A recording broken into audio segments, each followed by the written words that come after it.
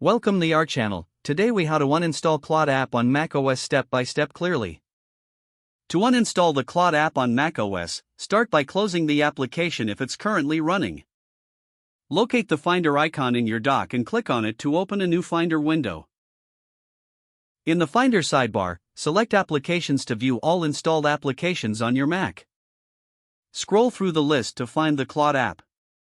Once you've located the Claude app, click and drag it to the trash icon in your dock. Alternatively, you can right-click on the Claude app and select Move to Trash from the context menu. Next, to ensure all associated files are removed, open the Finder again and click on Go in the top menu bar. From the drop-down menu, select Go to Folder. Type in /library and press Enter to access the library. In the library folder, look for any folders or files associated with Claude, such as in the Application Support or Caches sections. Drag any related files or folders you find to the trash.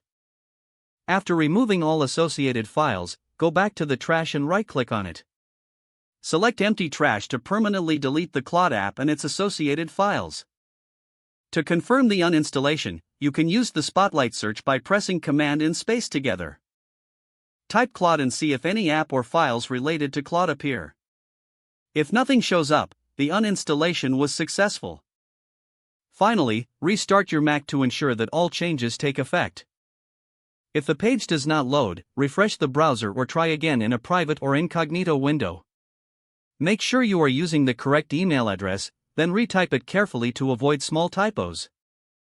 If your password is not accepted, use the reset option and create a new strong password you can remember.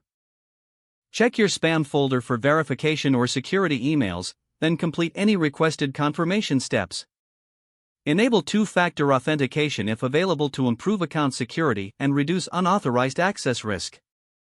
After signing in, review your profile details so your contact information and settings are accurate. If you see an error message, note it down and try again after restarting your device and internet connection.